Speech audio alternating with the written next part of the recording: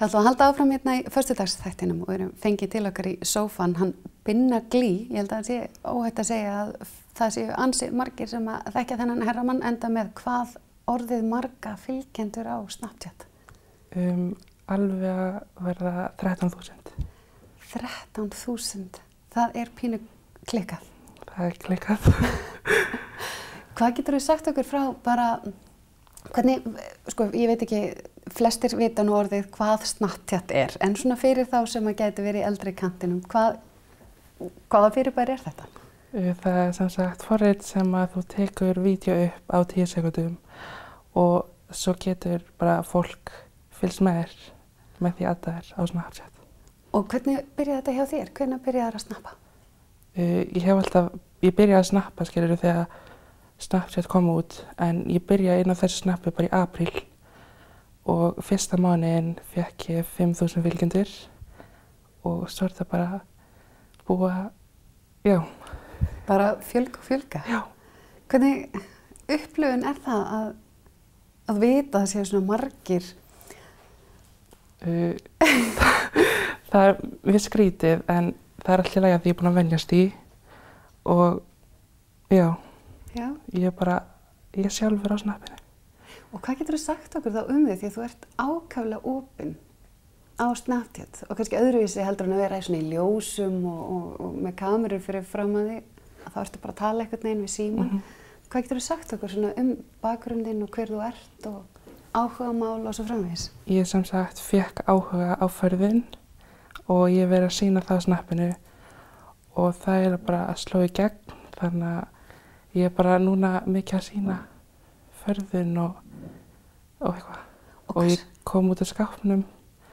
Það hjálpaði mér að byrja þetta. Ég er að snappa hvernig er að vera samkynhneigður og eitthvað. Og hvernig? Og þú ert hvað? Þú ert 16. 16 ára. Bara lítið skott á Akureyri. Og hvernig, nú er ofta rætt það til dæmis að koma út úr skápnum í svona litlu samfélagi. Hvernig upplifun var það fyrir þig? Það var erfitt fyrst, en núna líður mér bara miklu betur eftir að hafa sagt að ég sé samkynhneigður og ég opnaði þetta snapp. Þannig að það er ekkert svona íþyngjandi, þú ert bara þú. En þessi áhugi á förðun, sko þetta er fyrir svona konu, svona fertuga konu brekkuna eins og mig, þá er þetta náttúrulega að fylgjast með, þetta er orðin allt öðruvísi heimur í þessari förðunar bransa. Segðu mér aðeins og bara mikið, hvers vegna þessi miklu áhuga á förðun? Núna eru fleiri strákar að fá áhuga á förðun og ég vissi ekki að ég hafði áhuga á þessu fyrir en ég fylgdist með einum stráki sem er 1 ára eldri en ég, hálfu filippínskur sem ég, og hann gaf mér hennar áhuga eftir að ég fylgdist með honum. Þannig að ég fekk áhuga frá honum og ég er alltaf að sjá fleiri og fleiri strákar núna að byrja að mála sig og þora skilur að vera þeir sjálfir.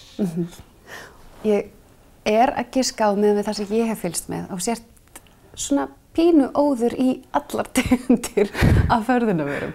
Já, ég fæ oft mikið gefins frá fyrirtækjum og já, og svo reyni ég að kaupa eitthvað sjálfur og prófa mig og prófa áfram. En hvernig er það? Gefins frá fyrirtækjum? Hvers vegna er það? Þau sendu upp skilaboð og segja að þau vilja gefa mér pakka og ég segi bara já og svo fæ ég pakka og þá eru þau að hjálpa mér að æfa mig betur í að mála mig með því að gefa mér svona byrjandadót og alls konar. Og þau væntanlega vilja að þú segir frá dótinu þeirra og 13.000 manns fylgja með þér og þau fara öll að kaupa líka. Þannig að þú ert eiginlega farin þú ert komin í auglýsingabransan. Já.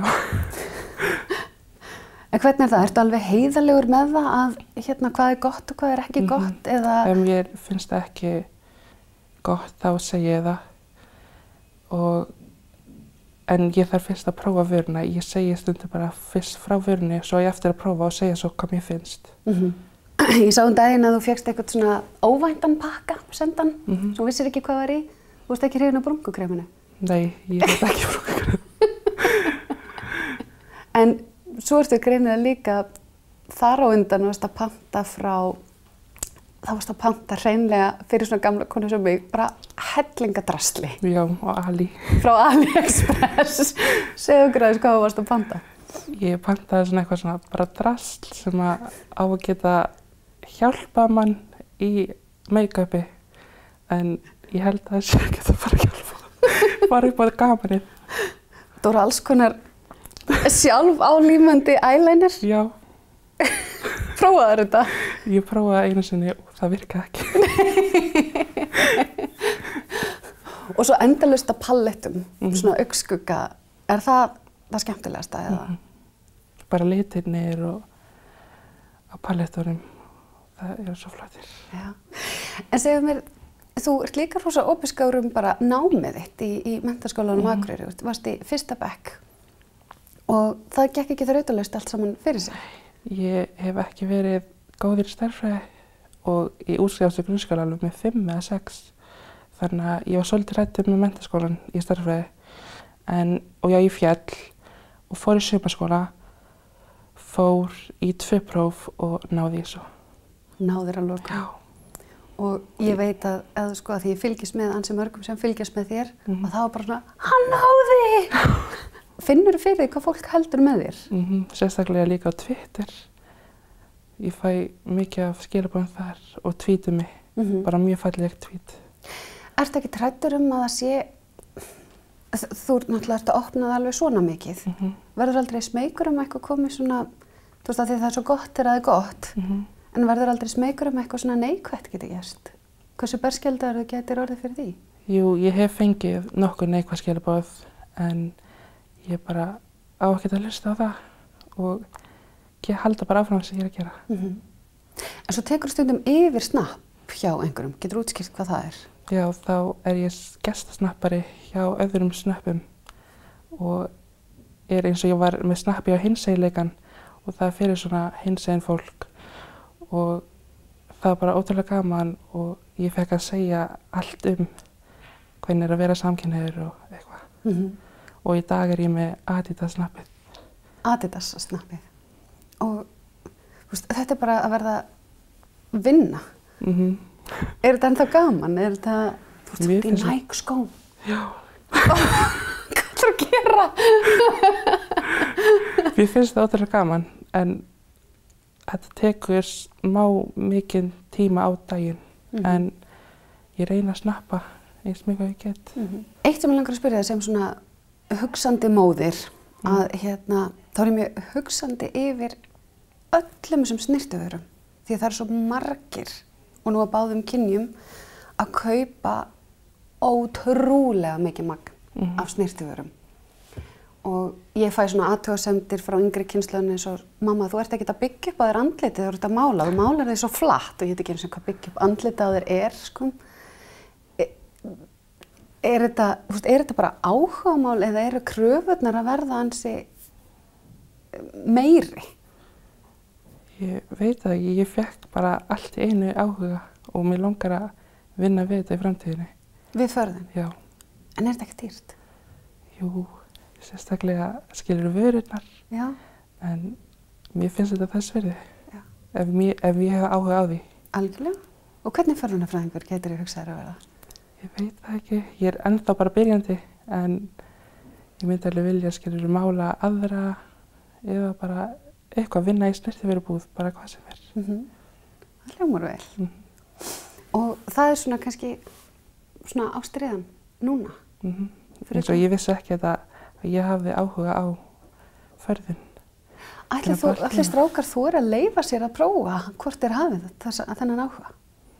Já, ég er búin að vera að fá snöpp frá strákum, vera að prófa make-up og mér finnst það mjög gaman. Og mjög gaman að sjá stráka vera að gera förðun og hafa áhuga líka. Já. Mér finnst þess að fleiri hafi áhuga núna. Hvað segir fjölskylda þín? Bara allt gott. Er það ekki? Já. Hvernig líst þín á make-upið? Mömmu líst bara mjög vel og pabbi, ég vil gefa hann aðeins meiri tíma til að höndla þetta allt, en hann skilur þetta samt. Ertu farin að mála mömmu? Nei. Nei? Hún máli segir ekki neitt. Hún segir að ég máli mér meira en hún. Er það? Var ekki áskorun að prófa að mála þig? Og ég vil bæði bara á endanum. Ég ætla að setja áskorun út í kosmosið. Aldrei að vita. En þú ert sérst bara á leiðin í annan bekk, menntaskólanum á Akureyri, kornungur drengur og ég bara óska þér svo innilega allsins besta og farðu bara ofsalega varlega með þig. Takk. Takk fyrir að koma til okkar. Takk. Og við höldum bara áfram í föstudagsþættinum eftir augnablik.